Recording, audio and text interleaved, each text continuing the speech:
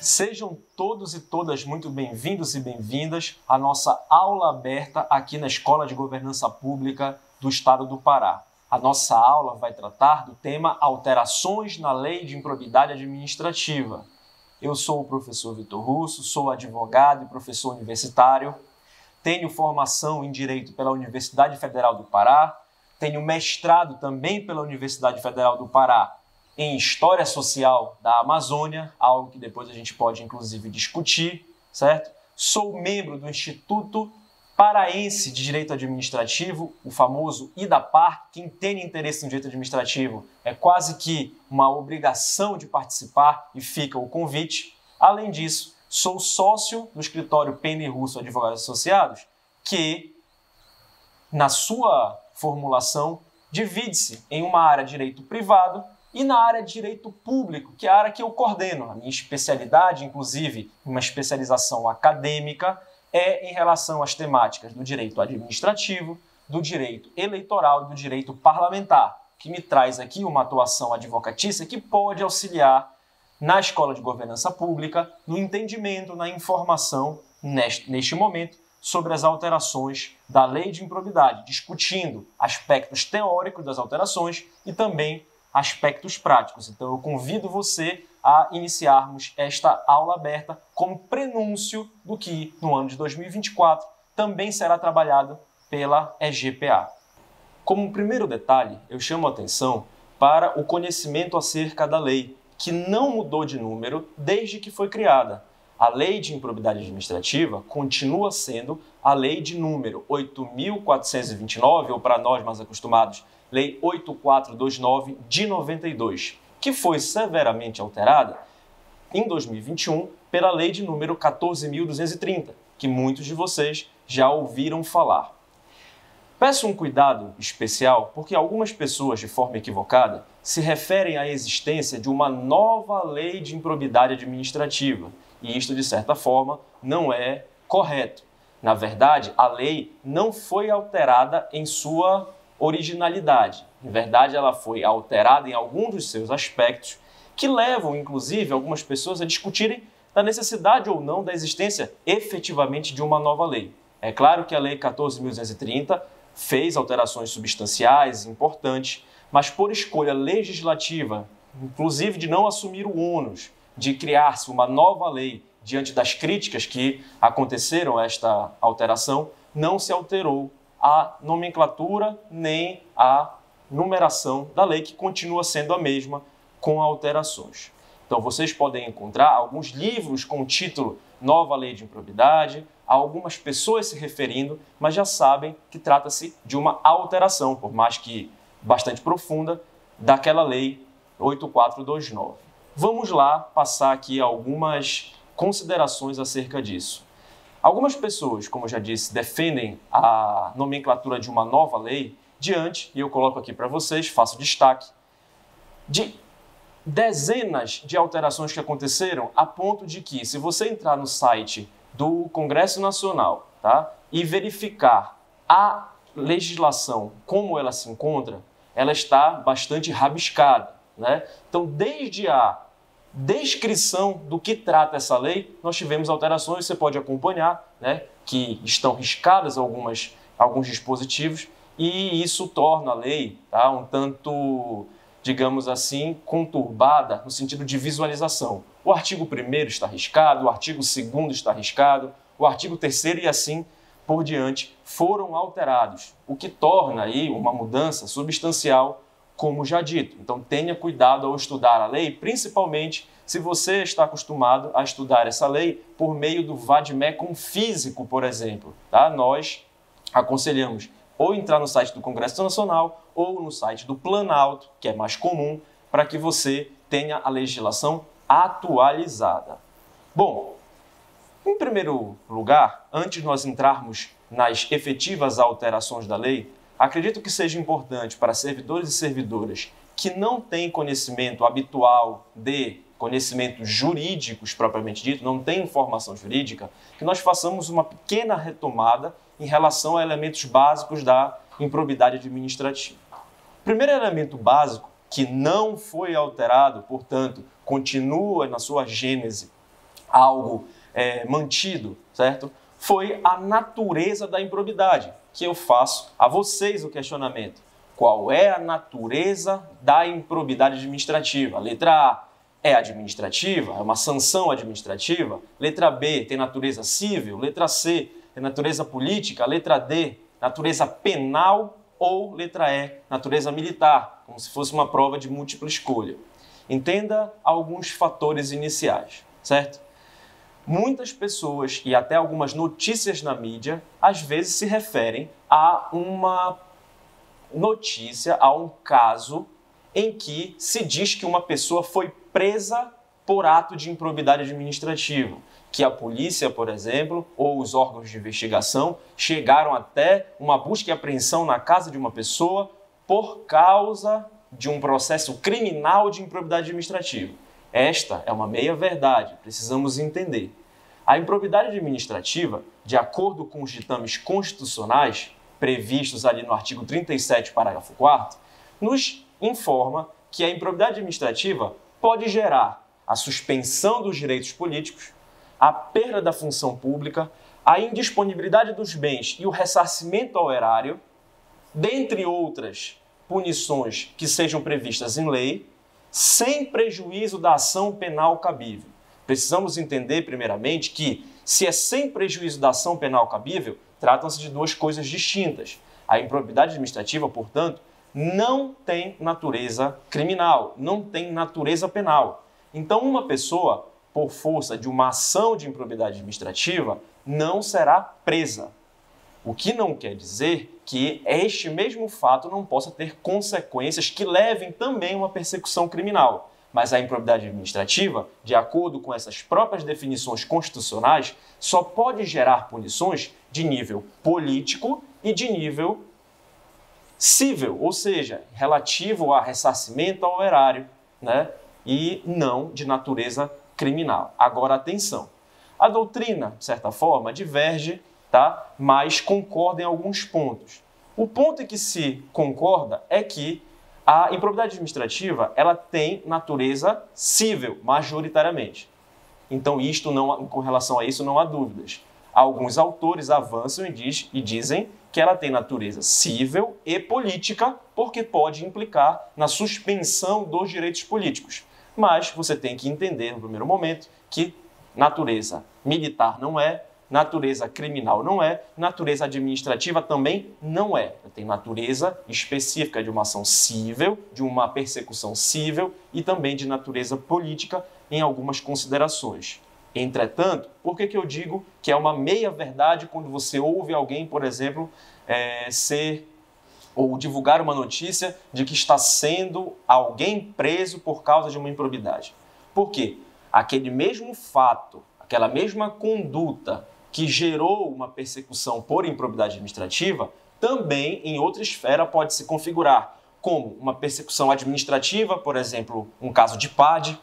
Pode também, sobre aquele mesmo fato, haver uma investigação criminal que aí sim vai chancelar algumas outras medidas de natureza e cabimento criminal. E, para alguns agentes políticos, especialmente o presidente da República, pode haver também uma natureza de persecução em relação a crime de responsabilidade que pode levar ao impeachment daquele agente político, certo? Então, nós, advogados, costumamos nos referir a um certo kit quando há uma conduta ímproba. Que kit é esse? Ao mesmo tempo vem a persecução administrativa, sindicância e PAD, a ação de improbidade e também, normalmente, a ação criminal. Então, é necessário aqui uma defesa conjugada em relação a este pacote de coisas que normalmente vêm e advêm da mesma conduta, ok? Então, temos um primeiro ponto aqui a ser demarcado.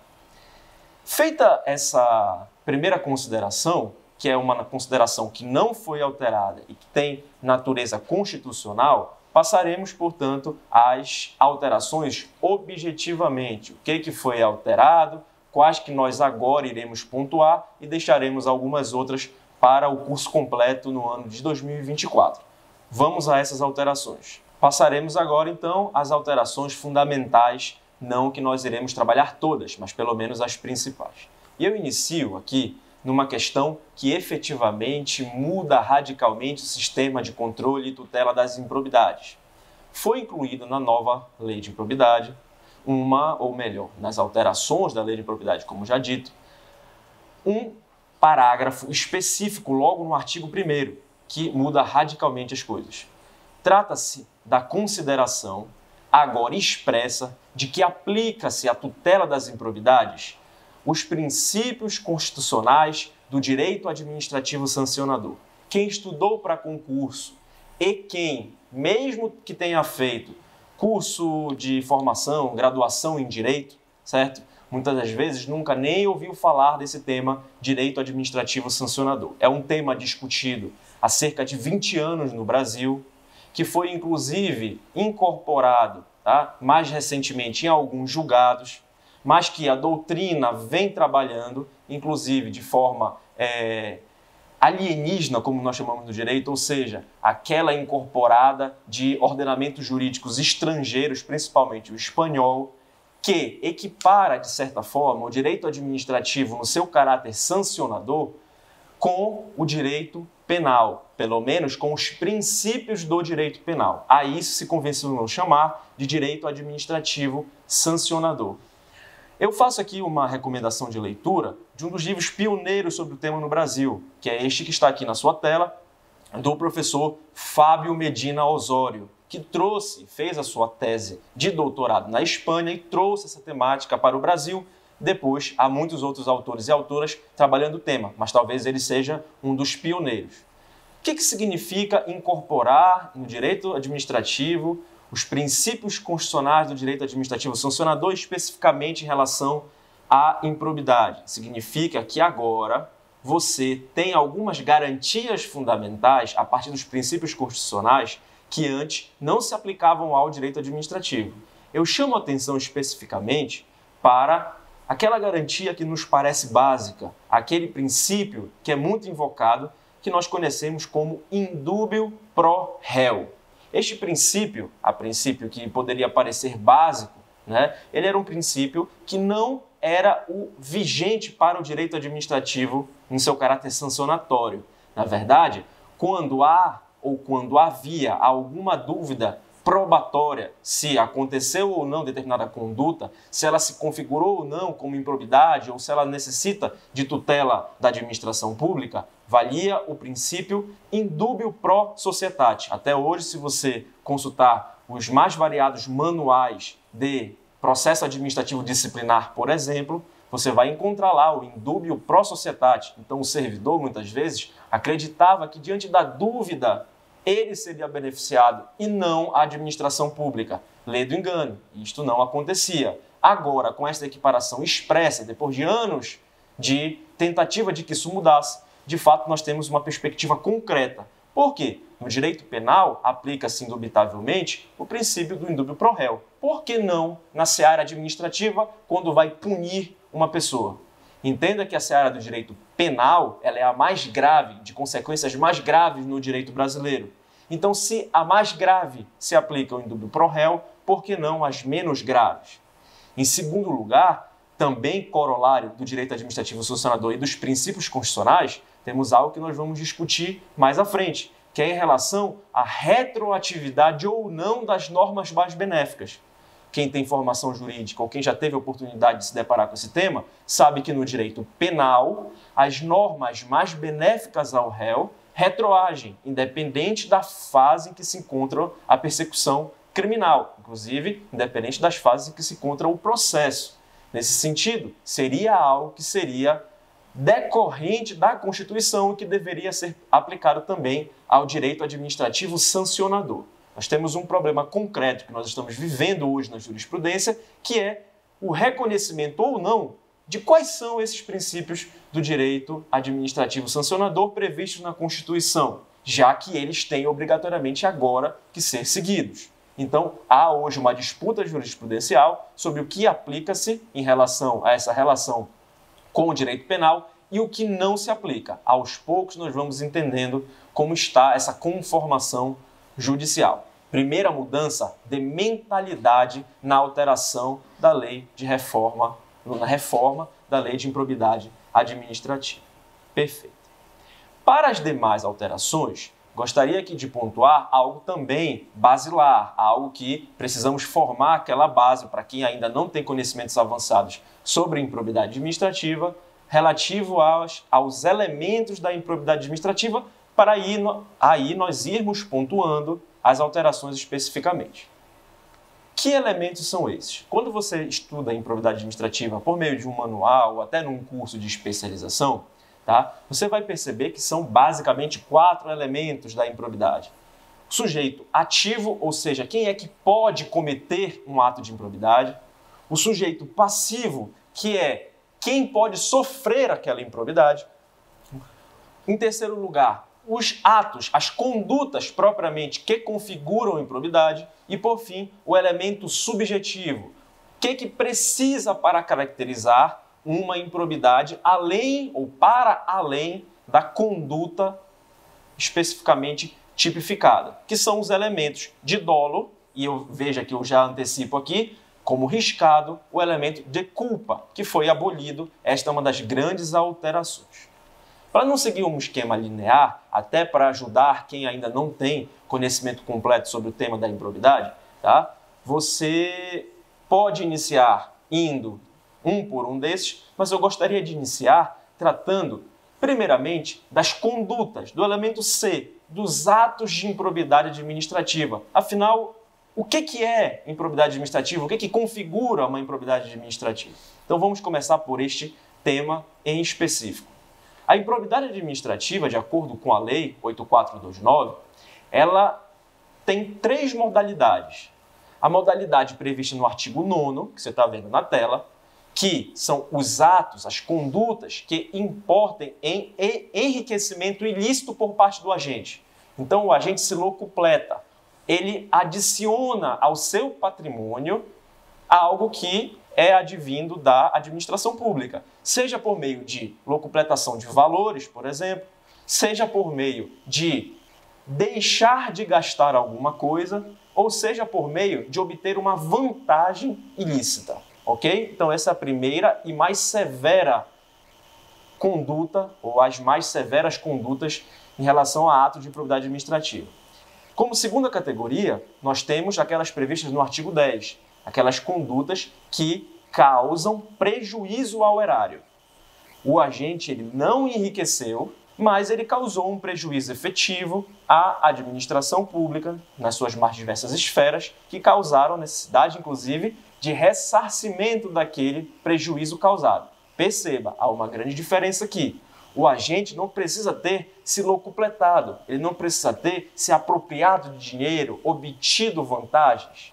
Basta que ele tenha causado uma lesão aferível à administração pública.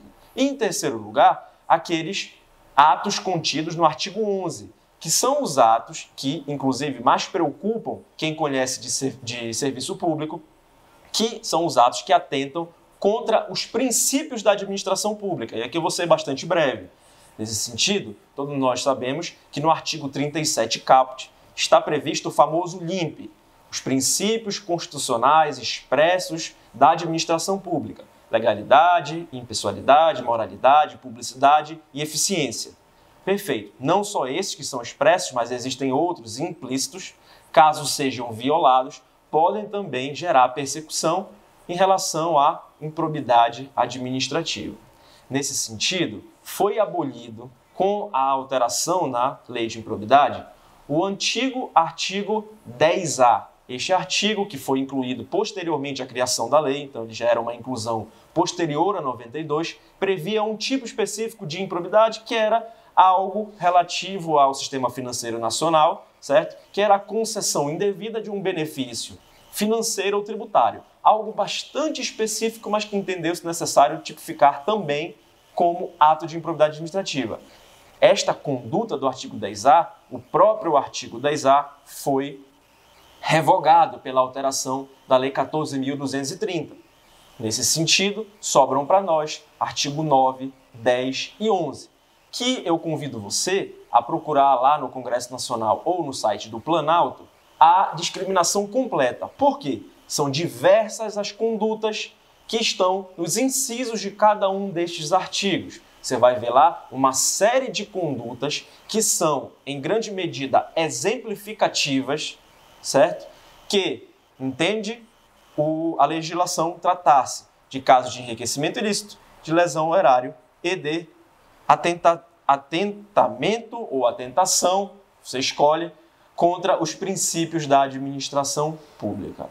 Como nós temos um tempo exíguo, eu vou trabalhar especificamente, talvez o que mais preocupasse os servidores públicos em relação a atos de improbidade, que é aquele ato ao qual você não pretende praticar, mas que eventualmente, né, você, por alguma conduta culposa, por alguma conduta dolosa, né, ou por alguma negligência especificamente, não sabe que se trata de ato de improbidade administrativa e que é a lesão ao princípio da legalidade, por exemplo, é uma lesão ao princípio da moralidade. Entenda-se que todo servidor público, que obviamente está sob a égide do princípio da legalidade, pode, mesmo que inconscientemente, às vezes, violar, sem ser com conduta dolosa, algum princípio, especificamente alguma norma específica da administração pública e, portanto, seria uma violação ao princípio da legalidade. Isso deixa alguns servidores sem dormir. Isto gera uma consequência que nós podemos aprofundar num segundo momento, do chamado direito administrativo do medo ou do fenômeno do apagão das canetas. Pessoas que não querem assumir algumas funções que exercem responsabilidades a mais porque podem correr o risco de inconscientemente violar alguma norma da administração pública e ficam com medo, portanto não assumem aquelas funções, de sofrer uma responsabilização por improbidade administrativa. Direito administrativo do medo e apagão das canetas. Se você puder, depois dê uma pesquisada sobre esse assunto. Eu trouxe especificamente aqui algo relativo ao artigo 11, porque severas mudanças foram realizadas. Este artigo não foi abolido. Entretanto, você vê aqui, tá, que ele está bastante riscado. Preste atenção numa coisa. Uma das mudanças mais sensíveis em relação a este artigo 11 é que agora o rol das condutas que podem gerar atos de improbidade ou que podem gerar repercussões em relação à improbidade, em relação ao artigo 11, são agora tipificadas exaustivamente. Este rol virou exaustivo. Então é só o que está aí previsto. Se não estiver aí previsto expressamente, de forma tipificada, não pode ou não gera mais uma violação ao artigo 11. Perceba-se que até a alteração, esta relação era somente exemplificativa. Então, por mais que não tivesse escrito ou tipificada a conduta, se tratasse de qualquer outra lesão aos princípios do LIMP ou outros princípios do direito administrativo, geraria uma repercussão negativa àquele servidor ou aquele agente público, certo? Então, aqui eu chamo a atenção para algo que também está nos compromissos do Estado do Pará relativamente ao combate à corrupção e aos objetivos do milênio, certo? Existe aqui uma mudança em relação à prestação de contas. Deixar de prestar contas quando obrigado a fazê-lo está previsto aqui como ato de improbidade no artigo 11, certo? Então, é algo que pode gerar o reflexo para uma investigação. Se será punido ou não, caberá à investigação falar, mas que pode gerar abertura, seja no sentido administrativo, seja já no sentido processual judicial, a uma responsabilização. Entretanto, houve uma pequena alteração.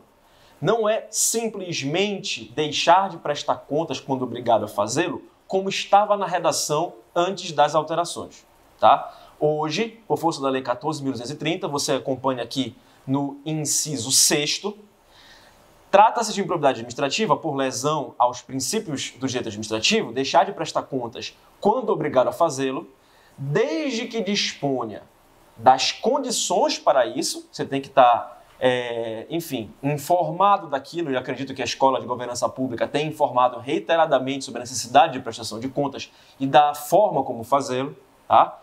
E, além disso, tem que ter o objetivo, tem que ser com vistas a ocultar irregularidades. Se você meramente deixar de prestar contas, você vai ter outros tipos de punição. Entretanto, para se tornar ato de improbidade administrativa, você tem que fazer ou deixar de fazer, nesse caso, a prestação de contas, com o objetivo de ocultar irregularidades. Eu preciso só de um pouco de atenção. Por quê? A verificação se o objetivo de não ter prestado contas seja um ato que vise ocultar uma irregularidade, só vai ser aferido durante o processo. Então, no caso prático, no exemplo prático, na minha atuação advocatícia, eu vejo muitas instaurações de procedimento simplesmente pela não prestação de contas. Por quê? O objetivo, o motivo pelo qual não se prestou contas vai ser aferido a partir, inclusive, da defesa daquele servidor, daquela servidora. Então, peço bastante atenção para este artigo específico, que me chama e me remete a um segundo ponto, tá? Que é o ponto do elemento subjetivo. Preste atenção numa coisa. Se você lembrar, é um daqueles 4 pontos que compõem os elementos da improbidade administrativa. O elemento subjetivo é o motivo, o porquê se fez aquela conduta, tá? E aí, houve uma severa alteração também. Até antes da Lei 14.230, existia a possibilidade, somente para aquelas condutas previstas no artigo 10º, aquelas condutas, portanto, que gerem lesão ao erário, que fossem responsabilizados os servidores que agiram tanto com dolo, ou seja, com o objetivo de lesar o erário, quanto com culpa, seja por negligência, imprudência ou imperícia. Tá? E isso era algo que preocupava os servidores, inclusive gerando aquelas repercussões do direito administrativo do medo e do apagão das canetas. Porque, eventualmente, por um caso de negligência, por um desconhecimento ou por uma imprudência, você tinha a possibilidade ali de ser responsabilizado. Com a reforma, com a alteração da lei de improbidade administrativa, hoje aboliu-se qualquer modalidade de conduta culposa. Hoje, só uma pessoa, um servidor, um agente público ou qualquer pessoa que se enquadra na lei de improbidade administrativa só pode ser responsabilizada mediante a aferição do dolo. E não somente do dolo, de uma intenção de fazê-lo, mas do dolo específico. O dolo de fazer aquilo com o objetivo ou de enriquecer ilicitamente ou de causar uma lesão ao erário, inclusive para as condutas do artigo 11 de violação dos princípios da administração pública. Então, hoje, não há mais possibilidade de responsabilização culposa em relação à improbidade e, não temos tempo aqui, exige a configuração de um dolo específico. Então, só fazendo aqui o arremate, quando nós trabalhamos aqui agora o artigo 11, que é lesão aos princípios da administração pública, não basta que você ou que algum servidor ou servidora viole algum dos princípios. Na verdade, ele precisa violar sabendo o que está fazendo e com o objetivo de fazê-lo. Portanto, há aqui uma proteção um pouco maior para tentar diminuir a preocupação, a angústia, o medo daqueles que estão sobre a égide da lei de improbidade. Esta aqui é uma mudança substancial e importante que você precisa se aprofundar, não só nos ditames da lei, mas também nos comentários e na própria jurisprudência sobre o que significa esse tal de dolo específico, que ainda é uma discussão dos próximos tempos, um tema quente do momento. Para arredondar esse primeiro conhecimento em relação aos atos de improbidade e ao elemento subjetivo, eu faço algumas pequenas remissões que depois você pode fazer procuração. Existe um cadastro nacional unificado das condenações por improbidade administrativa.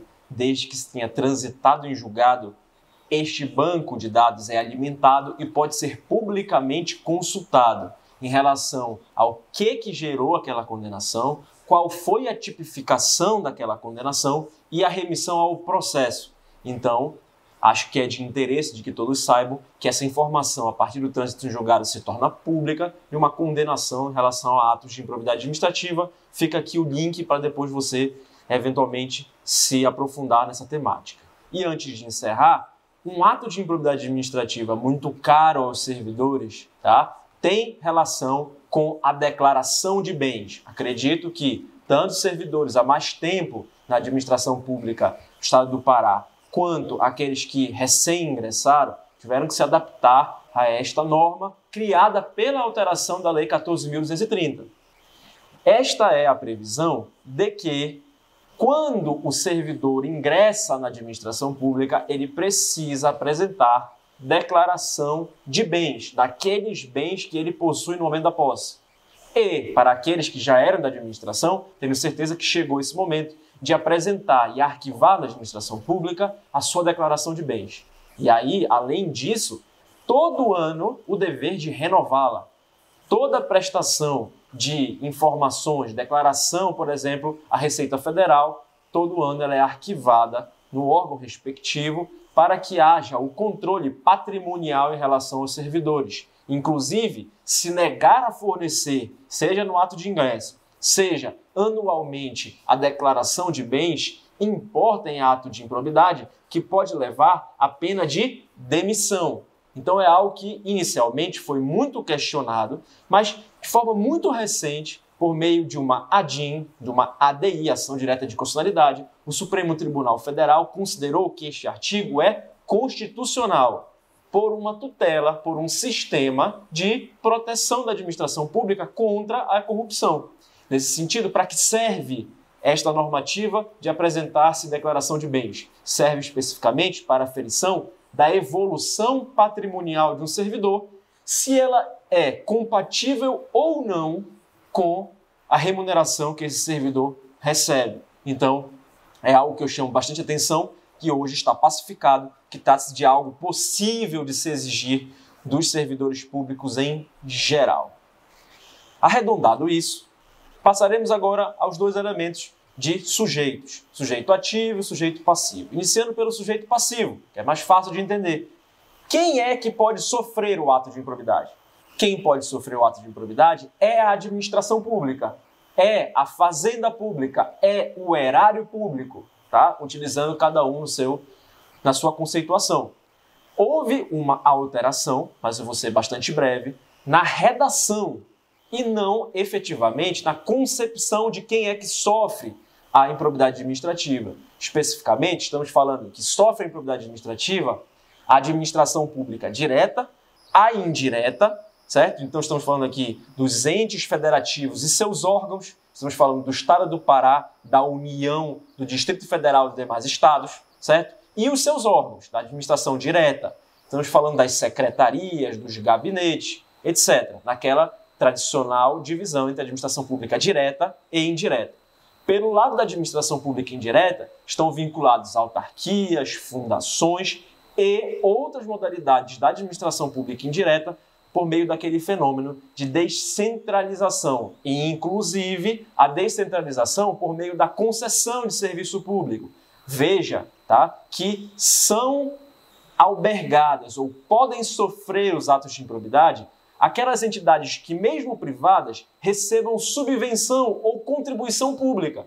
Estamos falando, inclusive, daquelas pessoas que contratam com a administração pública, tá certo? Desde que recebam subvenção, benefício ou incentivo de dinheiro público. Então, essa daqui não houve uma alteração substancial, houve uma mudança de redação, para deixar claro que não só a administração pública direta e indireta nas suas mais diversas esferas, mas nos três poderes também, certo? Cada um na sua consideração. Então estamos falando não só do Poder Executivo, mas também do Poder Legislativo e Poder Judiciário. Isso aqui não há grande mistério, vou me reservar um segundo momento para que nós possamos depois fazer talvez uma incursão mais aprofundada.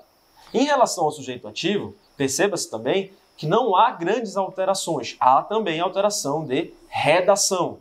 Sujeito ativo é aquele sujeito que pode cometer a improbidade administrativa e que, portanto, no futuro vai ser ou pode ser responsabilizado.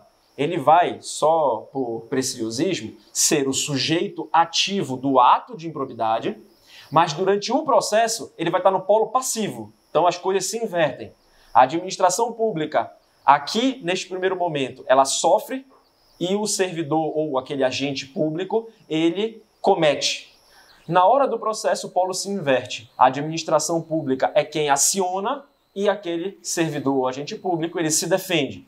Quando eu falo servidor ou agente público, eu estou aqui utilizando uma nomenclatura mais técnica. Perceba, no dia a dia, nós podemos chamar, talvez, todo mundo de servidor público, tá? Mas, tecnicamente, a categoria geral chama-se agentes públicos, dentre os quais, dentro desta categoria de agentes públicos, estão os agentes políticos, os servidores públicos propriamente ditos, os empregados públicos, os agentes honoríficos, os voluntários, efetivamente todas as categorias, né, do que nós chamamos de teoria dos agentes públicos. Perfeito. Então entenda que na qualidade de professor, tá, para facilitar, muitas vezes eu me refiro a servidores públicos no geral, mas eu estou me referindo aqui às categorias de agentes públicos, que inclui também o agente político, o servidor público, que é aquele tradicionalmente vinculado à administração direta, os empregados públicos, que são aqueles vinculados normalmente a entidades da administração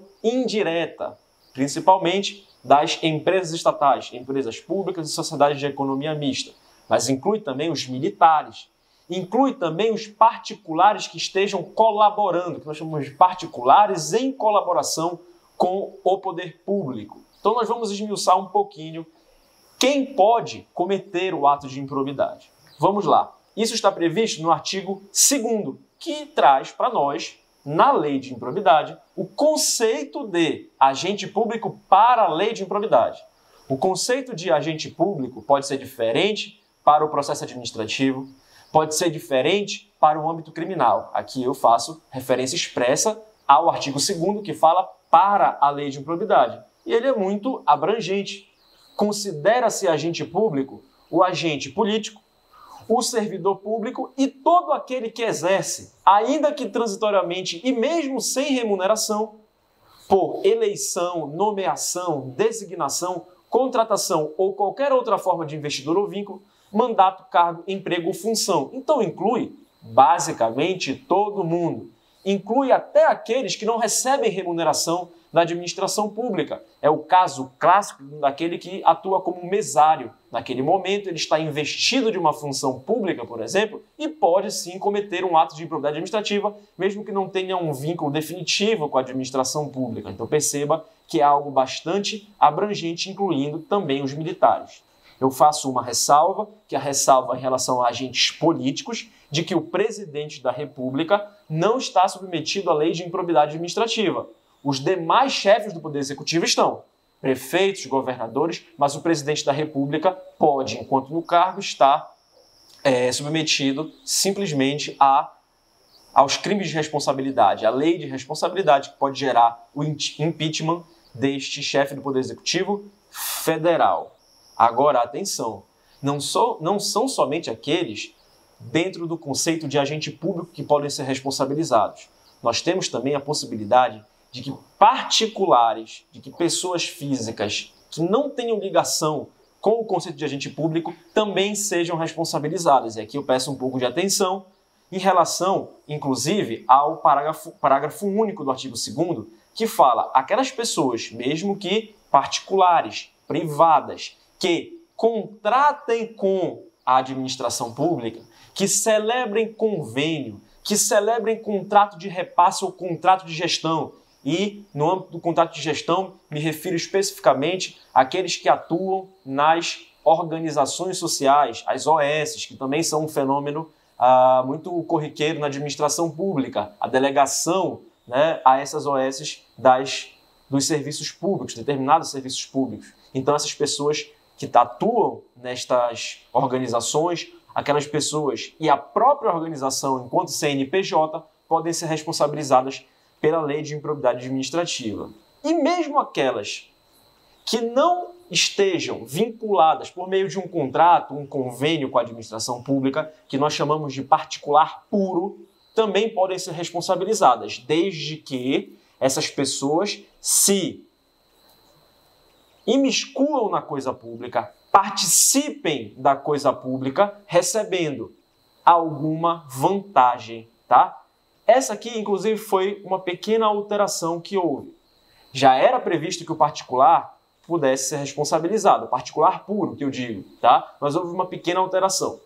Talvez tenha ficado um pouco apagado, mas o primeiro quadrado está riscado, é a redação antiga, e tem ali uma parte em vermelho, tá? Esta parte em vermelho foi a grande mudança em relação a particulares. Por quê? Continua podendo ser punido o particular que induza o agente público a cometer algum ato de improbidade ou que concorra dolosamente, ou seja, que participe dolosamente no cometimento desse ato de improbidade. O que foi excluído foi daquele particular que não induzia, não concorria, mas meramente por algum fator adverso, por alguma consequência, se beneficiava daquele ato de improbidade. Então, meramente se beneficiar, sem ter participado e sem ter induzido um agente público a cometer a improbidade, já não é mais punível. E aí perceba que o STJ há muito tempo já decidiu que no polo passivo da ação de improbidade, para você responsabilizar alguém, você não pode responsabilizar somente o particular que induziu ou concorreu, porque o ato de indução ou concorrência, eles são atos que dependem de um ato do agente público. Então, nunca é possível, de acordo com a conceituação, que um particular cometa sozinho um ato de improbidade administrativa, porque quem comete são os agentes públicos nos termos que nós acabamos de ver. Então, perceba, quando houver a responsabilização, para se atingir o particular, necessariamente também tem que se arrolar o agente público que cometeu efetivamente o ato de improbidade. Então, é muito comum que se veja, principalmente o ramo empresarial, dentro do sistema de contratações e licitações públicas, tá? Em decorrência dessas contratações, a presença no polo passivo de empresas, empresários e agentes públicos nos polos passivos das ações de improbidade. Esta é uma pequena diferença com a exclusão daqueles que meramente se beneficiaram. Em sequência, nós temos já numa esteira de finalização algumas alterações em relação às sanções que podem decorrer da improbidade administrativa. É óbvio que não se alterou o que está previsto no artigo 37, parágrafo 4º, quais são as possibilidades de sanção, que é a suspensão dos direitos políticos, a perda da função pública, a indisponibilidade dos bens e o ressarcimento ao erário. De certa forma, também não se alterou o que a própria lei de improbidade já previa sobre os tipos de sanção que podem advir de uma responsabilização por improbidade. Os tipos não mudaram, elas foram rearranjadas, mas os tipos não mudaram, continuam sendo aqueles. A suspensão dos direitos políticos, que pode ocorrer somente após o trânsito em julgado do processo. A perda da função pública, a perda do cargo ou função pública, que também acontece após o trânsito em julgado. A possibilidade dos bens serem tornados indisponíveis, ou seja, os bens daquele agente ou dos particulares em colaboração que estejam envolvidos podem ser tornados indisponíveis ou bloqueados no popular. O ressarcimento ao erário, que é imprescritível, então pode haver prescrição para as demais punições. Ressarcimento ao erário, por força constitucional, é imprescritível. A perda daqueles valores acrescidos ao patrimônio de alguém, a proibição de contratar com o poder público em certas ocasiões e multas, que variam de acordo com a modalidade. Os tipos, como eu disse, não mudaram. O que nós tivemos foi um rearranjo da aplicação a cada modalidade de improbidade administrativa. Eu faço aqui para você uma comparação. Coloco aqui, você está vendo na tela, uma tabela que era a forma como era antes da alteração promovida pela Lei 14.230. Esta forma aqui, ela é uma forma, de certa maneira, bastante diferente. Na verdade, você vai perceber pela comparação que eu farei já, que as penas aumentaram, só que aumentaram em certa medida. Principalmente em relação à violação dos princípios da administração pública, nós tivemos o enxugamento das possibilidades de punição. Então perceba aqui, como era antes, tá? Para todas as modalidades é possível você perder a função pública, é possível, tá? Aqui, para a modalidade de enriquecimento ilícito, dano ao erário, que você perca aqueles bens que foram acrescidos ao patrimônio de quem cometeu a improbidade, por que não na violação aos princípios da administração pública? Porque eles não configuram, não tem na sua tipificação um acréscimo de patrimônio do servidor, porque se tivesse, não seria mais somente violação aos princípios da administração pública, seria ou enriquecimento ilícito ou dano ao erário. O ressarcimento ao erário, quando houver nesse sentido, é imprescritível, sempre deve ser averiguado. A suspensão dos direitos políticos, do artigo 9 ao artigo 11, e havendo uma gradação, que ia de 10 a 3 anos, você pode ver mais especificamente, as multas tinham um valor proporcional para cada tipo de modalidade, e a proibição também tinha uma gradação, de 10 a 3 anos. Perceba agora como ficou, tá? Fiz uma tabela também exemplificativa, 9, 10 e 11. Perceba que para o artigo 9, aquele que causa enriquecimento ilícito, certo? Existe uma punição maior, que poderia ir na redação anterior de 8 a 10 anos, agora pode ir até 14 anos. Para o artigo 10, pode ir agora, por exemplo, a suspensão dos direitos políticos, até 12 anos. Então, houve um aumento. A multa também mudou. Perceba que a multa, ela tinha, vamos voltar aqui rapidamente, de até 3 vezes para o artigo 9, até 2 vezes o valor do dano para o artigo 10 e para a violação aos princípios, até 100 vezes a remuneração do servidor. Agora não. Então a multa vai se tornar até o valor do acréscimo, até o valor. Então não é mais um múltiplo do valor. Até o valor do acréscimo para o artigo 9, até o valor do dano para o artigo 10 e até 24 vezes a remuneração do servidor e não mais 100 vezes a remuneração do servidor para o artigo 11. Perceba que mudou. A proibição de contratar também teve alterações, é só você comparar, mas eu chamo a atenção daquilo que eu já disse. Para o artigo 11, não existe mais a possibilidade de perda da função por violação aos princípios da administração pública, não se perde mais a função. Não há, já não havia, a perda dos bens acrescidos, como eu já expliquei, e também não importa mais em suspensão dos direitos políticos para quem viola o artigo 11, que era aquele, como eu já expliquei, que dava mais medo nos servidores e servidoras, certo? Então aqui há mudança significativa, além do que hoje só se pode ser punido por uma tipificação. Então você tem uma conduta. Aquela conduta, a administração pública tem que eleger qual é o enquadramento daquela conduta. Não pode mais haver a punição por uma mesma conduta em mais de um artigo, infelizmente, como acontecia corriqueiramente. Então perceba que as sanções tiveram uma gradação diferenciada. Eu chamo a atenção especificamente aqui para a perda do cargo público. A perda do cargo público, que é um medo muito grande dos servidores, afinal, dos diversos agentes políticos têm medo da pecha de ser excluído dos quadros da administração pública, né? Que é algo que às vezes que a pessoa já exerce há muitos e muitos anos, que lutou em determinada categoria para exercer aquele cargo por meio de um concurso público, mas lembrando que isso transcende, extrapola os servidores. Nós temos aí os empregados, nós temos os agentes políticos, nós temos os mandatários, certo? Sem dúvida alguma, a perda do cargo é algo que causa muito medo aos servidores. E atenção, hoje a perda do cargo só é aplicável para punições ou para responsabilizações de acordo com o artigo 9 e artigo 10, enriquecimento e lesão ao erário, não mais para o artigo 11.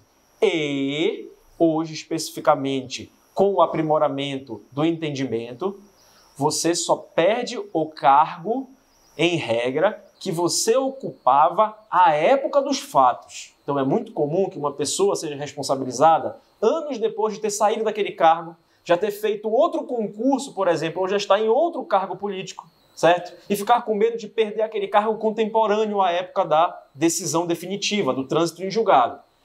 Se limitou, de certa forma, a perda do cargo que era ocupado à época da conduta que gerou a punição por improbidade administrativa, a não ser nos casos do inciso 1, que são os casos mais graves de enriquecimento ilícito, que, de forma excepcional e motivada, o juiz o magistrado da causa pode estender para outros cargos que a pessoa ocupe, não só aquele que ela ocupava à época da conduta praticada. Então, há de haver cuidado em relação a isso, porque, de forma excepcional, reitero, pode haver a punição de perda do cargo para outros que não fossem aqueles ocupados à época da conduta. Isso, especificamente, de forma bastante recente, por meio de uma ADI, teve a sua eficácia suspensa. Essa ADI ainda tem somente cautelar. ADI, ação direta de constitucionalidade,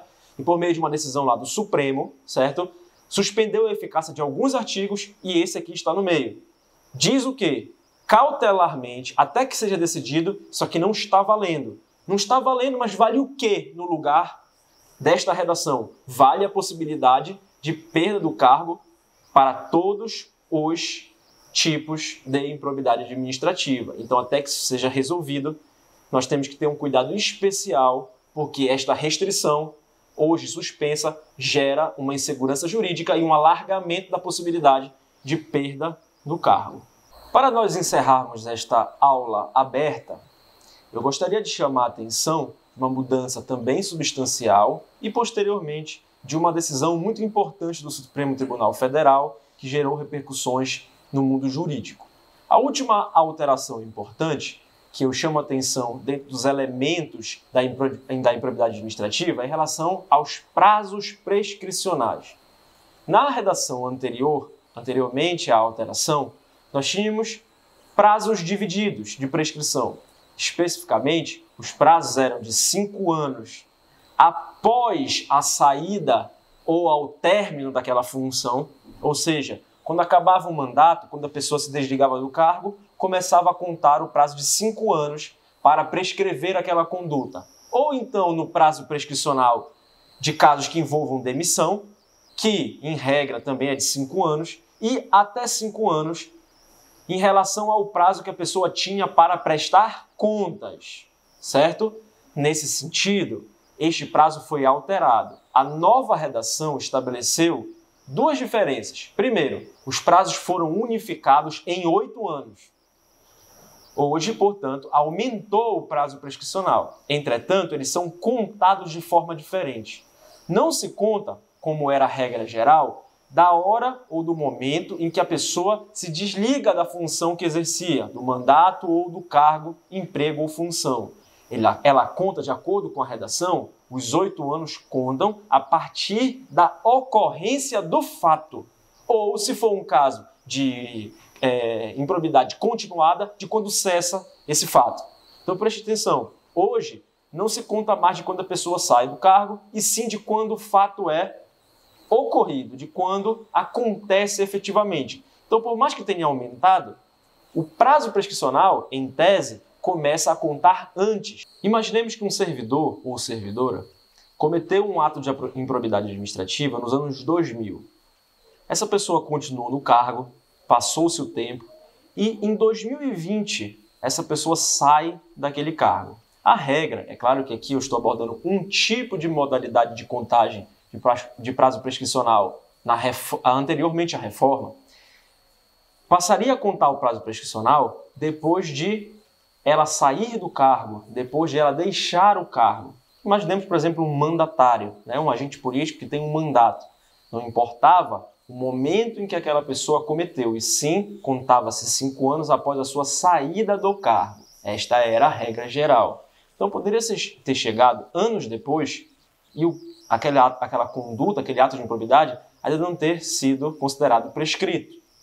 A mudança aqui, por mais que tenha se aumentado o prazo prescricional, o início da contagem do prazo hoje é em relação à ocorrência do fato, ou se ele é continuado, como eu já disse, quando ele cessou. Portanto, a pessoa pode ser que ainda no cargo, esteja atuando, esteja naquela função e já ter prescrito, por exemplo, a possível ação de probidade, ter prescrito aquela conduta, certo? Em relação à prescrição, para a gente finalizar, houve um importante e recente julgado do STF em sede de julgamento de recursos repetitivos que gerou o tema de número 1199. Tema 1199 trata sobre, em grande medida, a retroatividade ou não da lei. especificamente em relação aos prazos prescricionais em relação à abolição da conduta,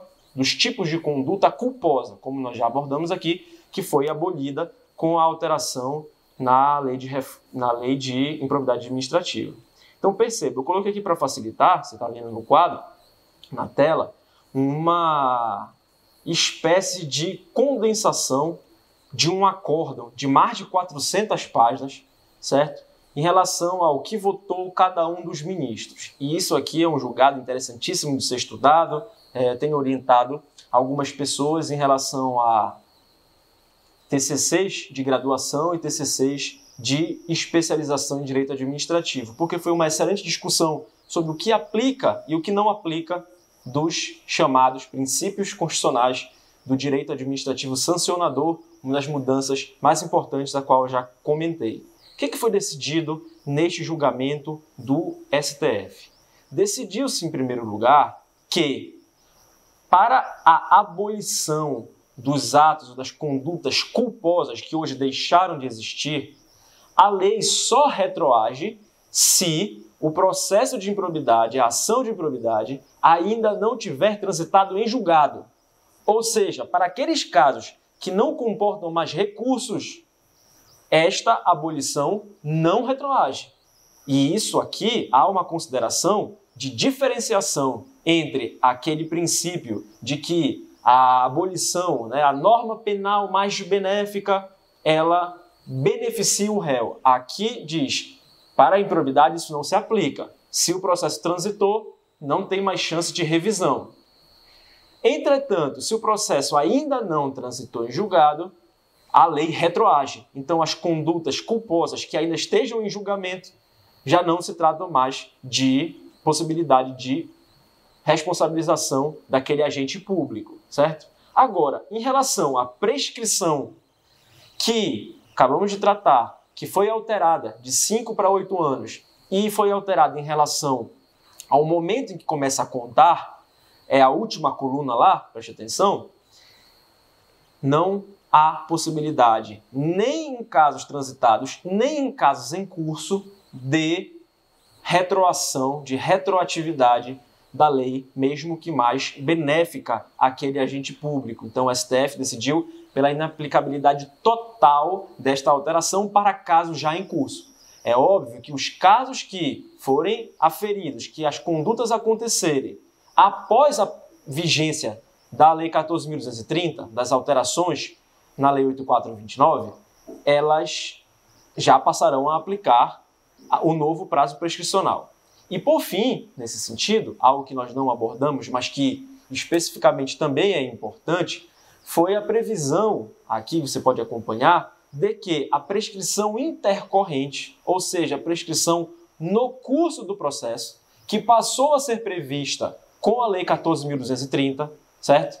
Em regra, tá? O prazo de 4 anos do processo em curso, tá? Eu não vou me ater aqui a explicar a prescrição intercorrente, mas entendo que ela passou a existir e está prevista na lei.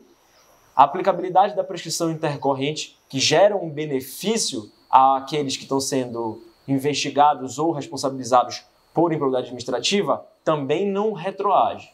Não retroage nem para os processos em curso, nem muito menos para os processos já transitados em julgado. Entendeu o STF que matéria de prescrição trata-se de matéria processual. E por ser matéria processual, aplica-se a partir da vigência. Então, há um princípio processual chamado de tempus regit actum. Ou seja, aplica-se a legislação processual, aplicam-se as normas processuais da sua vigência para frente. O que está para trás, não há possibilidade de retroação. Entendeu o STF? Com diversos votos divergentes, com fundamentação divergente, pela não aplicabilidade, pela não retroatividade da lei nesses casos específicos que eu comentei com vocês. Essas são algumas pinceladas em relação às alterações na lei de improbidade administrativa. Há outras diversas alterações que poderiam ser abordadas por nós, mas que ficarão para um segundo momento, um curso completo. Preste atenção também que, para quem tem interesse, aconteceram diversas mudanças na fase procedimental, na fase processual das improbidades. Nesse sentido, a alteração do tipo de ação, que deixa de ser uma ação civil pública para ser uma ação de tipo ordinário, de acordo com o CPC. Houve alteração importante sobre a possibilidade, que depois foi considerada inconstitucional pelo STF, de só o Ministério Público ser o titular da ação de improbidade. Isso caiu, foi considerado inconstitucional. Hoje, as fazendas públicas que foram lesadas também podem, de forma concorrente com o Ministério Público, ingressar com as ações de improbidade. E, por fim, a possibilidade hoje de realizar-se o tão famoso acordo de não persecução cível, que já existia no âmbito criminal sob a forma de acordo de não persecução penal, o ANPP. Não existiu durante certo tempo a previsão para atos de improbidade, mas como já disse, se na esfera penal, que é a mais grave, a que é punida de forma mais severa, se pode fazer transação, foi depois transportada para uma seara menos grave, que é a do direito administrativo sancionador, a possibilidade de celebração de acordos de não persecução cível. Estas são algumas alterações que merecem também aprofundamento e em breve nós faremos esse tipo de abordagem num curso mais completo. Agradeço muito a oportunidade de ministrar essa aula aberta para vocês. Deixo disponível os meus contatos, certo? Aqui nós temos o Instagram, por meio de onde muitos alunos interagem comigo, tá? O Instagram, especificamente, do escritório de advocacia do qual eu sou sócio, que chama-se Pena e Russo Advocacia, e o meu e-mail para quem tiver alguma dúvida, alguma necessidade, por exemplo, de aprofundamento e também alguma curiosidade de que queira mais referência bibliográfica, de que queira mais material, de que queira entender melhor as decisões do Supremo nas pelo menos 3 ADIs que existem sobre o tema e diversos julgados do STJ, também estou à disposição de todos e todas. Muito obrigado.